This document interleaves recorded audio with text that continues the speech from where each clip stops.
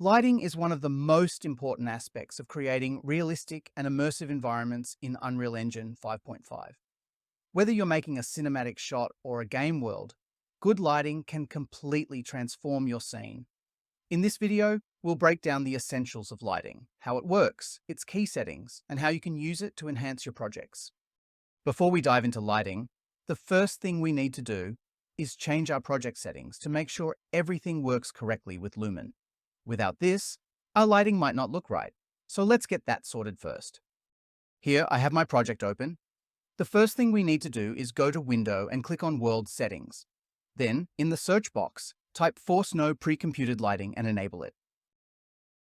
Now go to Settings and open Project Settings. In the Project Settings window, search for DirectX and set the default RHI to DirectX 12. Now on the left side, look for Rendering. Inside the Rendering section, scroll down until you find Dynamic Global Illumination method and make sure it's set to Lumen. Do the same for the Reflection method. Make sure it's set to Lumen. Then, in the Lumen settings, enable Use Hardware Ray Tracing when available. Keep in mind that you'll need an NVIDIA RTX graphics card to use hardware ray tracing. But if you don't have one, you can still use software ray tracing, which also gives great results. Next, set software ray tracing mode to detail tracing and leave ray lighting mode set to surface cache for now. Inside direct lighting mode, enable megalights and make sure the shadow map method is set to virtual shadow maps. In the hardware ray tracing section, I usually keep all three options enabled. Everything is set in project settings, and now restart your engine. It may take some time to load your engine because it'll compile all the shaders again. Now that the engine has restarted, I'm going to show you every light available in Unreal Engine 5.5. Click on the plus button, then go to Lights. In the latest version of Unreal Engine 5.5, we have 7 types of lights. I'll start by adding the first one, the Directional Light, to our scene. The Directional Light acts like the sun in your scene. It casts light from a specific direction, creating realistic outdoor lighting with dynamic shadows. You can move and rotate this light in your scene using the Transform gizmo. However, keep in mind that moving the light won't change anything visually. Only rotating it affects the lighting. Now let's go over its settings in the Details panel. In the Details panel, we can change the light color, temperature, and many other settings. At the top, we have the Transform section, where we can adjust the light's location on all axes and also rotate it. However, keep in mind that the directional light does not rotate on the x-axis. It only rotates on the y and z-axis. The z-axis rotation basically spins the sun around the globe, changing the direction of sunlight without affecting its height in the sky. The y-axis rotation controls the height of the sun, letting you adjust the time of day. By tweaking these rotations, you can create a beautiful and realistic lighting setup for your scene. We also have light mobility settings here. By default, when we add a light to our scene, it's set to stationary, which is good if you're planning to bake your lighting. There's also static mobility, which is used for fully baked lighting, an advanced technique for pre-computed lighting. But since we're using ray tracing and Lumen, we need to set the light's mobility to movable, so our lighting updates dynamically in real time. Next, we have light intensity. Lowering the intensity makes the scene darker, while increasing it makes the scene brighter. This controls how strong the directional light appears in your environment. I'll reset the light intensity to its default value. Next, we have light color, which we can pick using the color wheel. For example, I'll set my light to a slightly warmer tone, giving it a yellowish, sunlit look. Next, we have source angle. By default, it's set to 0.5. Increasing this value will soften the shadows, making them look more natural. To demonstrate, I'll rotate the directional light to create long shadows, and then I'll increase the source angle again so you can see the difference. Now the difference is clearly visible on the floor. The shadows are softer and more natural, giving the scene a better overall look. Next, we have source soft angle. Changing this value won't be noticeable on rough surfaces, but if I go to my car, which has a nice reflective material, you can clearly see the difference as I increase or decrease the value. This part of the scene is being affected by the source soft angle. Now let me switch back to my character. Next we have temperature. Enable it, And now we can adjust the color temperature of our scene. Lowering the temperature makes the lighting warmer, giving it a more sunset-like look. Increasing it makes the scene cooler, adding a bluish tint to the lighting. Next, we have two important settings: FX World and Cast Shadows. Cast Shadows determines whether the light creates shadows. If you uncheck this option, your objects will no longer cast shadows inside the viewport. FX World controls whether the light influences the scene. Disabling it makes the light completely inactive. After disabling the directional light, our level turns completely black, but we still see our cone casting light, which is clearly a Lumen bug. To fix this, simply select and move the object, and the issue will be resolved. If you run into the same problem, just move the object or restart your engine. These errors are easy to fix. You might be wondering, why use FX World instead of just hiding the directional light from the outliner? The answer is simple. When you enter game mode, the outliner hidden directional light will be enabled automatically. So, if you want to truly disable the light, you need to turn off FX World instead. Now you can see that the directional light is also disabled inside game mode. Let's exit game mode and enable FX World again. Next, we have indirect lighting intensity, which controls how much light bounces from the floor onto objects. Increasing the intensity makes objects brighter as more light bounces around. Decreasing the intensity makes objects darker with less light bouncing. We can clearly see this effect on our cone. If I set the value to 0, it disables Lumen. And any areas where the directional light can't reach directly will turn black. These are the basic settings of the directional light. I'll explain the other settings later in the video when we need to adjust them to improve our scene. Now I'll delete the directional light, and the next light we have is the point light.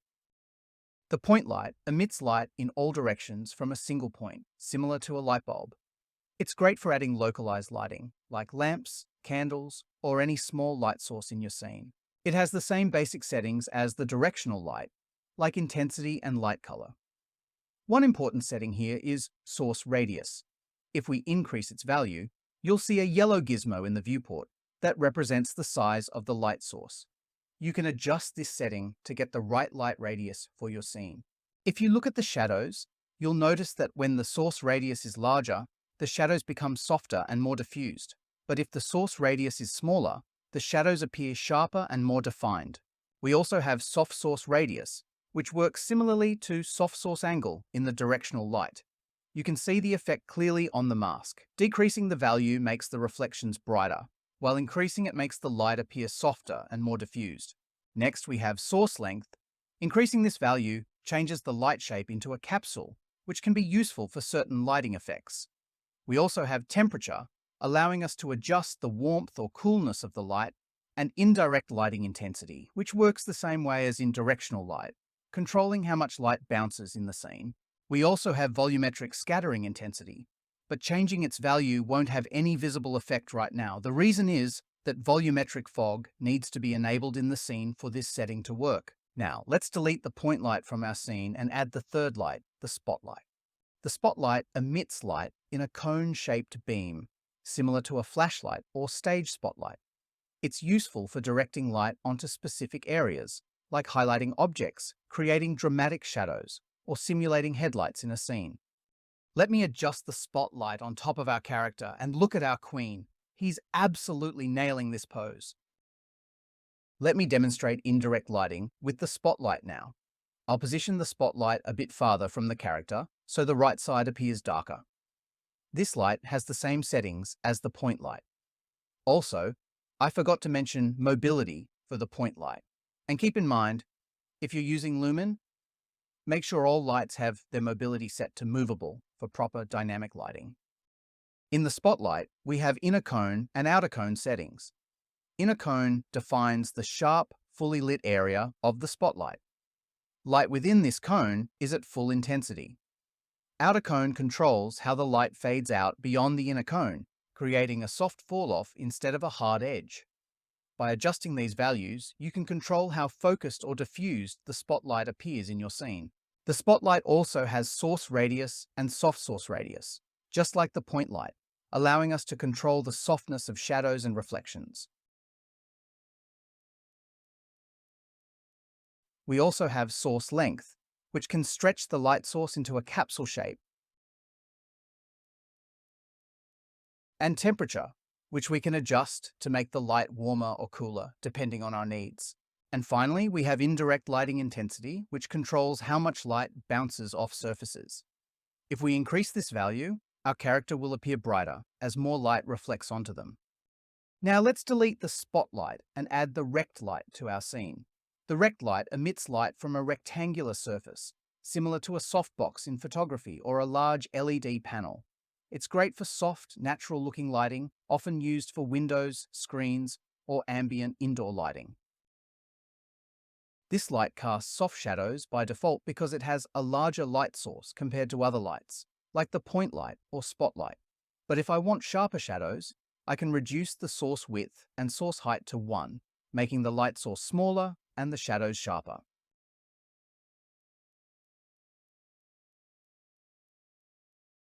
Let's increase the light width, and let me show you how this light looks in reflections. I'll move to the car, and you can see in the reflections how the light width and height update in Unreal Time. We also have barn door angle, which controls the shape and spread of the rect light by cutting off light at the edges, similar to barn doors on studio lights. This helps to limit light spill and create a more focused, directional lighting effect. Barn door length controls how far the barn doors extend, further blocking or shaping the light. A higher value will restrict the light more, creating a narrower beam, while a lower value allows more light to spread across the scene. And next we have source texture in the rect light. Lets you use an image or texture as the light source instead of plain white light. For example, you can add a gradient, logo, or pattern, and the light will project that texture onto your scene, creating more realistic or stylized lighting effects. I will cover this in studio lighting part. Again, we have the same temperature adjustment as the other lights. We can also enable or disable the Affix World setting, and the same goes for cast shadows. The last setting here is indirect lighting intensity, which controls how much light bounces off surfaces. Now let's move on to the next light. The next light we have is the skylight, but you might notice that it's not affecting the world. That's because there's no sky atmosphere or volumetric clouds for it to capture. To make it work, we need to add a sky or use an HDRI. I'll explain skylight in detail later in this video when we set up exterior lighting. Now let's move to the next light. Next we have the HDRI backdrop.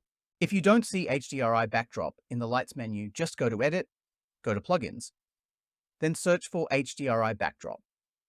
Once you enable it, restart your engine, and it will be available under Lights. HDRI backdrop is a simple way to add a realistic sky and environment to your scene using an HDR image.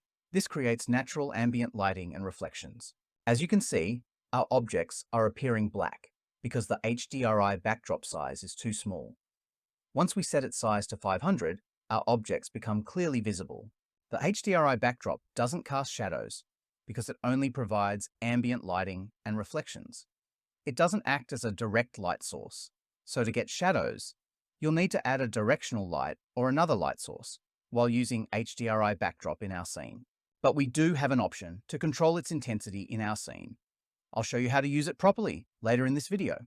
Now let's move to the last light, Sun and Sky, which was added in the latest Unreal Engine update. It's so bright that I almost went blind when I added it to my scene. So for now, I'm keeping the viewport covered with a color matte. The Sun and Sky system is a realistic lighting setup that simulates the sun, sky, and atmosphere based on the time of day. It automatically adjusts lighting, sky color, and shadows to create a natural outdoor environment. We can adjust the latitude and longitude settings in this light actor. I'll be using this for our exterior lighting later in this video. These are all the types of lights Unreal Engine has to offer. Time to set up exterior lighting. I'll show you how to use directional light, skylight, and other settings to create a natural outdoor look. I'm using the automotive salt flats environment from the Fab Marketplace. It's a free asset that you can directly add to your project. I'll provide the link in the description if you want to check it out. Now that my level is loaded, the first thing I'll do is go to Project Settings, then Maps and Modes. Here I'll set the salt flats map as both my editor startup map and Game Default Map. This way, every time I launch my project, this level will load automatically. Make sure a Force No pre-computed lighting is enabled. This ensures that our scene only uses dynamic lighting and doesn't rely on baked lighting. This map comes with pre-configured lighting set up by the creator. I'll delete it so we can build our lighting from scratch. Our level is now completely black, so let's start adding lights to our scene. There are two ways to do this. We can manually add each light, volumetric clouds, and sky atmosphere one by one from the plus button, or we can use the Environment Light Mixer. To do that, go to the Window menu, open Environment Light Mixer, and click on Create Skylight. Create Directional Light, Create Sky Atmosphere, Create Volumetric Cloud, and Create Height Fog. Scroll down, and at the bottom, enable Volumetric Fog. Now we can close this window. Next, go to the plus button and add a post-process volume to our scene. To keep our project organized, I'll place all the lighting actors inside a Scene Atmosphere folder. Organizing the outliner is important because it makes it easier to navigate between objects and lights. Before anything else, I'll set the post-process volume to unbound, so it affects the entire level instead of just a small part of the scene. For this exterior lighting setup, I'll be using Dominic Toretto's iconic car to showcase the lighting effects. Our custom lighting setup is ready, so now it's time to explain the skylight, since I couldn't show it earlier in the video. I'll select the skylight from the outliner, and we'll go through its features in the Details panel. First, we have the transform settings, just like other lights.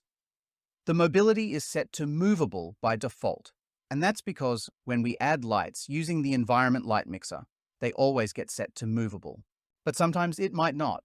So if your dynamic lighting isn't working correctly, make sure to check your light's mobility settings. First option we have here is real-time capture.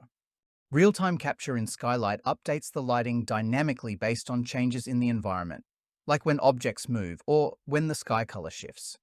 If it's disabled, the lighting is captured once and won't update unless manually refreshed. I recommend keeping it enabled for dynamic lighting setups. Second option here we have is source type. We have to disable real-time capture first if we want to switch between source types. This setting determines where the light information comes from. You can choose between captured scene, default, specified cube map for custom HDRIs, or none, disables the light. Here we have a list of all available HDRIs, and I'll select a random cube map. You can see how it instantly changes the lighting effect on our car model. But you might notice it doesn't change the skybox because HDRIs don't affect the skybox. If I go to these reflective sphere models and look at the reflection inside the chrome ball, you can see the skybox changing in the reflection. These spheres come with the Salt Flats asset pack, which is why I chose this level for exterior lighting.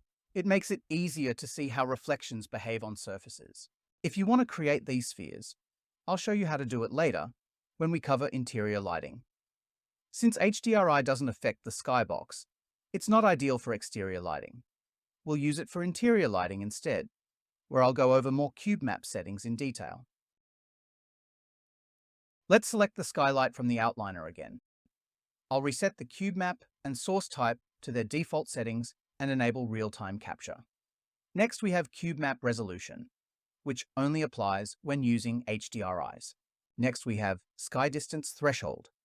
This setting determines how far an object needs to be from the camera before it's considered part of the sky. If an object is beyond this distance, it will be lit like the sky, rather than as a regular object in the scene.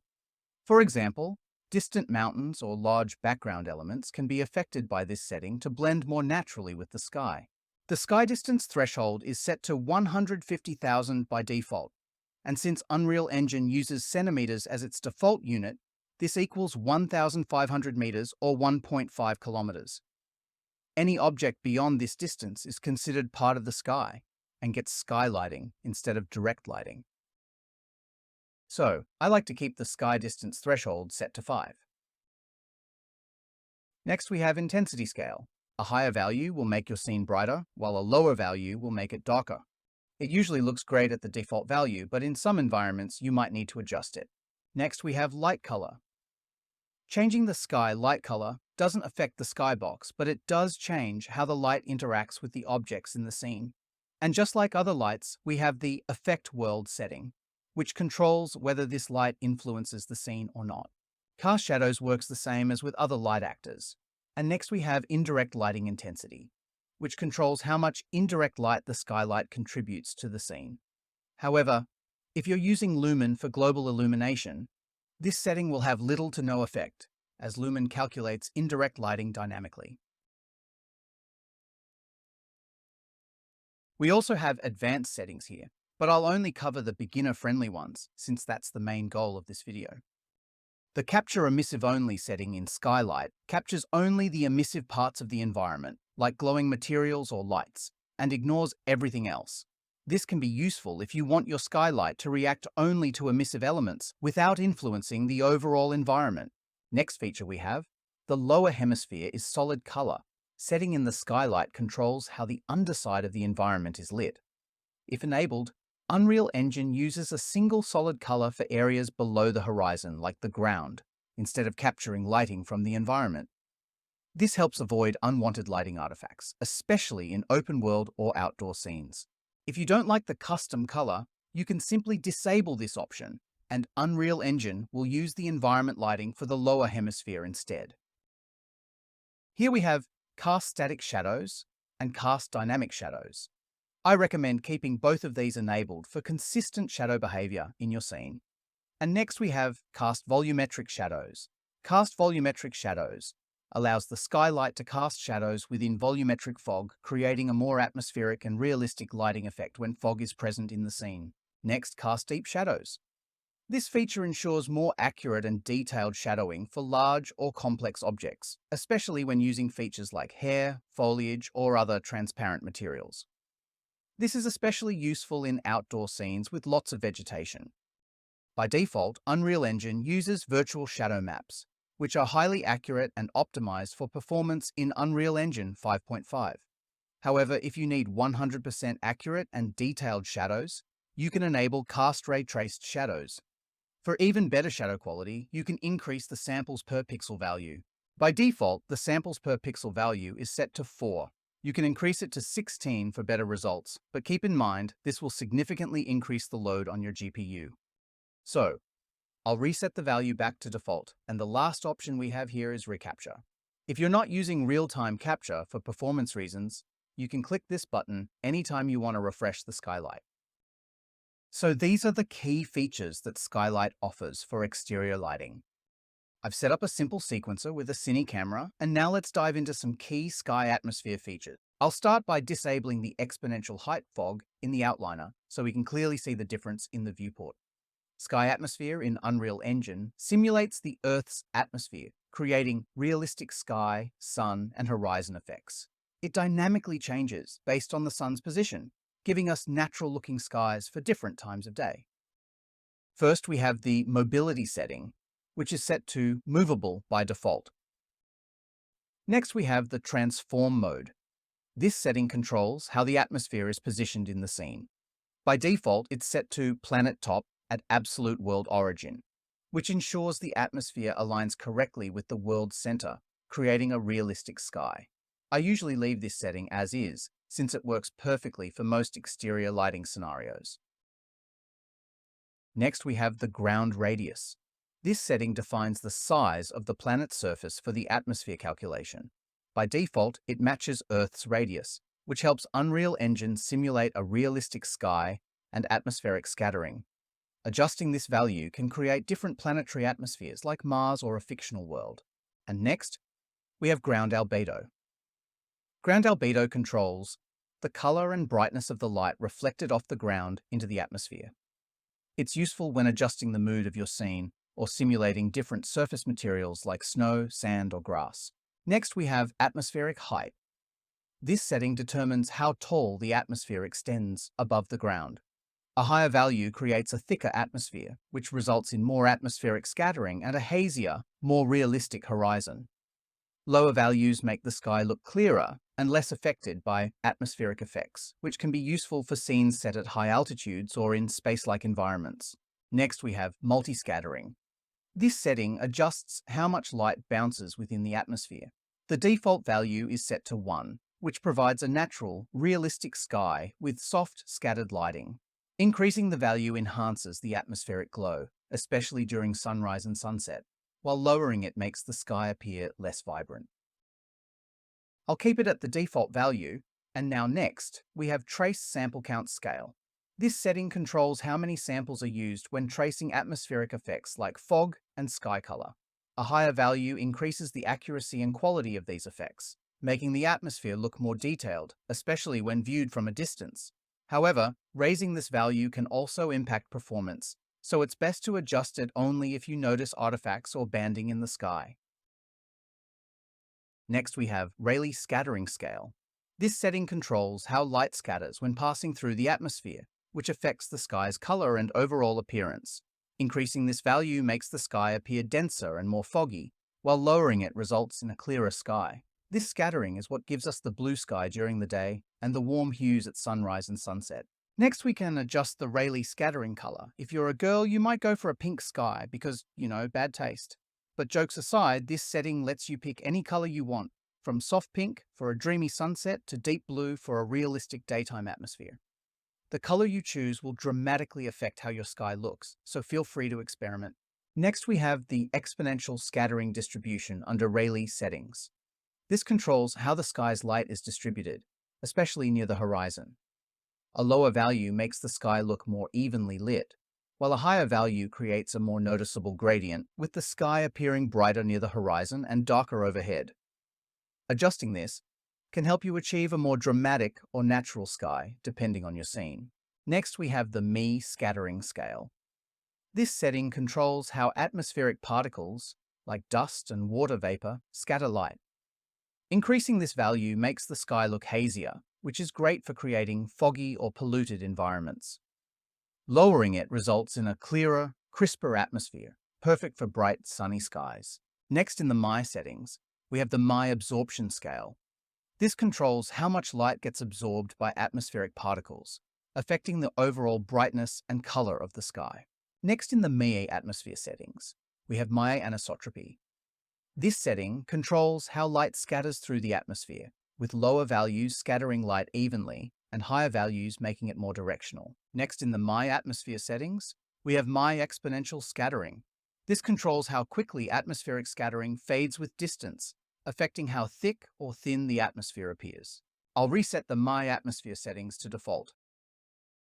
And finally, the last feature of the sky atmosphere is absorption. This setting simulates how the atmosphere absorbs light, influencing the sky's overall color and how sunlight interacts with atmospheric particles. The remaining sky atmosphere features will be covered in a more advanced lighting video later. Next, we have the Exponential Height Fog. This actor adds atmospheric fog that becomes denser with distance and height, creating a more natural and immersive look, especially for large, outdoor scenes. The mobility is set to movable, and the first setting we have here is Fog Density. This controls how thick the fog appears in the scene. Higher values make the fog denser, while lower values make it more subtle. Next, we have Height Falloff. This setting determines how quickly the fog's density decreases as it goes higher. A lower value makes the fog extend higher, while a higher value keeps it closer to the ground. Next, we have the Second Fog Data. This feature allows you to add a secondary layer of fog with its own density settings. It's useful when you want more control over atmospheric depth, like creating a thin layer of ground fog while keeping the main fog density consistent higher up. We can also change the second fog scattering color to add more atmosphere and drama to the scene. Adjusting this color can help create moody sunsets, eerie fog, or any other atmospheric effect you want. Next, we can also adjust the color of Sky Atmosphere Ambient Contribution, which controls how much the sky's ambient light influences the fog's appearance. The fog looks really weird now, so I'll reset all the settings to default.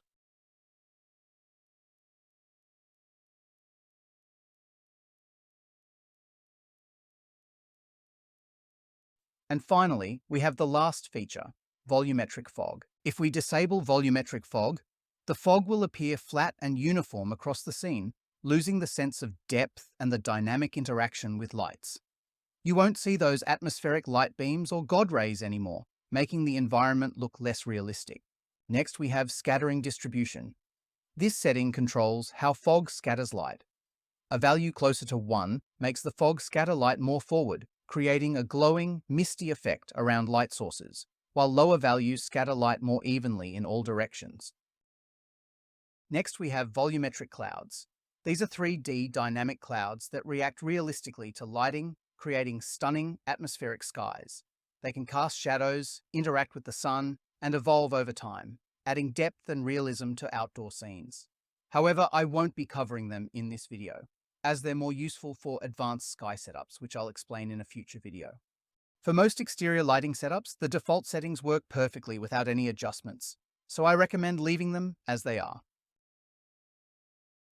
Since this video is already getting pretty long, I won't be starting a new environment from scratch. Instead, I'll take this basic lighting setup and transform it into a beautiful evening scene. This way, you can see how just a few adjustments can dramatically change the atmosphere of your world. As I showed earlier, you can rotate the directional light using the transform settings in the details panel, but there's an even easier way. Just press and hold Ctrl plus L, and a spherical gizmo will appear in your viewport. Now, simply move your mouse, and the sun will follow your movement, making it super intuitive to adjust your lighting. Now let's head over to the details panel and enable bloom. This will add a soft glow around bright areas, making the lighting feel more natural and realistic. We can also adjust its brightness to match the scene, giving us more control over how intense or subtle the glow appears. Next, we have the bloom threshold, which determines how bright an area needs to be before it starts to bloom. Adjust it according to your scene. Above that, there's the bloom scale, which increases the size of the bloom effect, but keeping it at the default usually works perfectly fine. We can use the bloom tint to change the color of the bloom, which comes in handy for creating sunrise or evening scenes like this. We can also adjust the Rayleigh settings in the sky atmosphere to add a warmer, orange tone to our world, making the scene look more natural and immersive. The difference is clearly noticeable in the viewport, and you can instantly see how the atmosphere takes on a more natural, warm appearance. We can also increase the absorption scale to introduce a subtle mix of purple and orange tones, giving the scene a more authentic evening atmosphere. I think the scene looks great now. So let's move on to the magic wand of Unreal Engine, the post-process volume. The most important feature inside the post-process volume is the metering mode. By default, it's set to auto, but we need to change it to manual for better control over our scene's exposure. Now the scene looks pitch black, so let's increase the exposure value. I'll set it to 9. Let's try 10. Yeah, that looks perfect to me.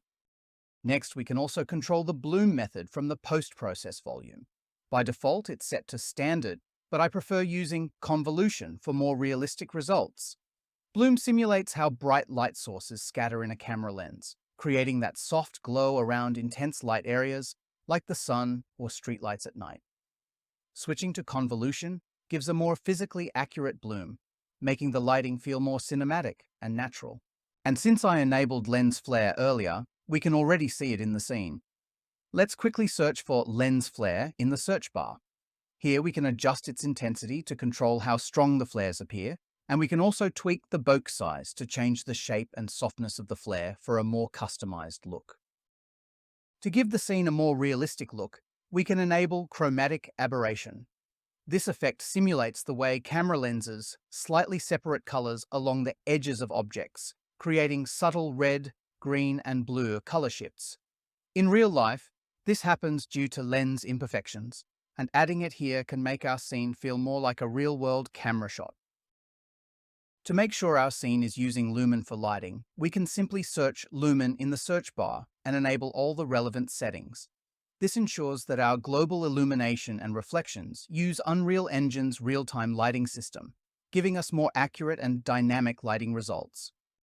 These were the most important light actors and their key features that beginners need to understand when getting started with lighting in Unreal Engine. Remember, simply copying my settings won't make your scene look good. Lighting depends heavily on your specific environment, so make sure to experiment and practice with different settings to understand how they affect your scene.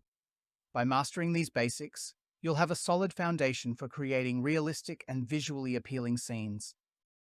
Here's a quick tip for you. If you're working on a cinematic, make sure your camera is selected as the active viewport.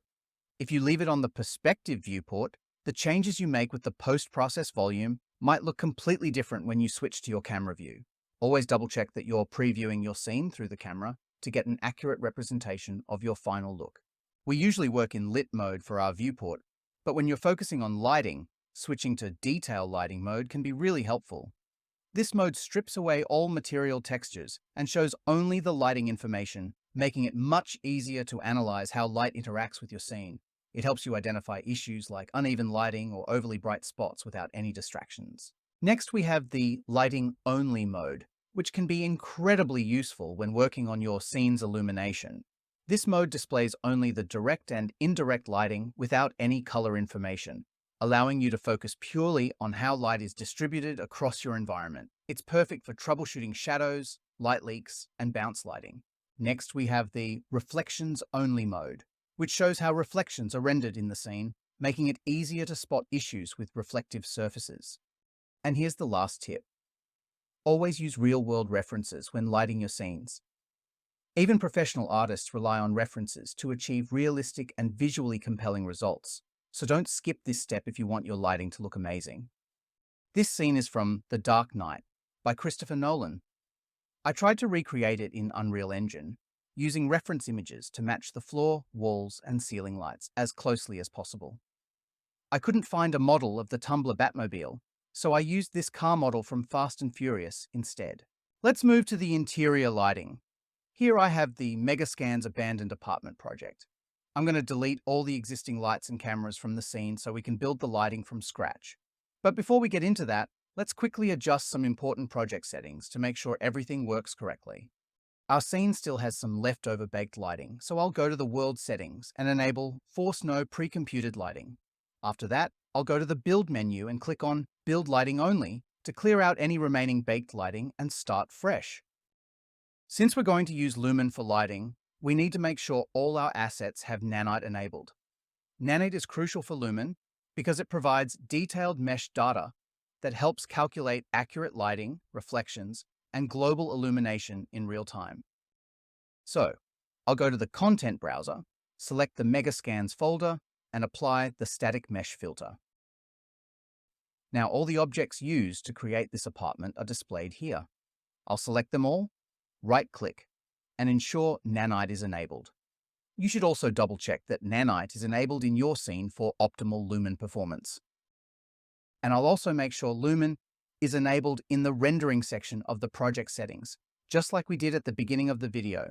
This ensures we're using Unreal Engine's powerful real-time global illumination for our interior lighting.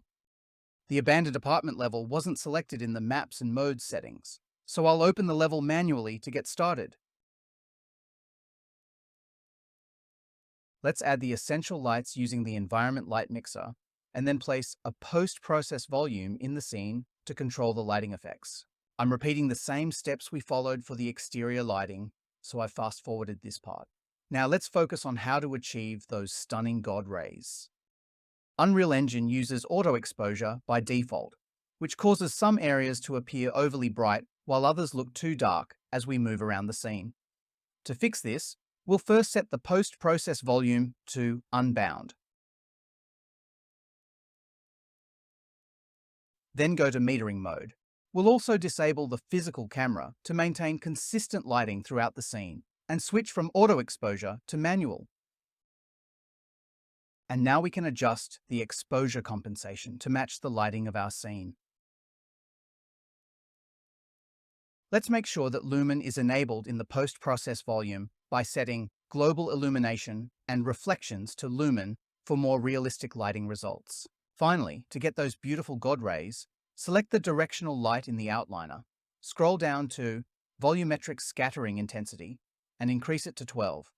But as you can see, there's no visible change in the scene yet. Now simply go to the Exponential Height Fog settings and enable Volumetric Fog. And just like that, the God rays appear in the scene. So that wraps up this complete tutorial and in-depth explanation of lighting in Unreal Engine 5.5. I hope you learned something new and feel more confident about lighting your own scenes. And if you'd like to support the channel, you can visit my Ko-fi page to donate and help me keep creating more content like this. Also, don't forget to follow me on Instagram for more behind-the-scenes updates and tips.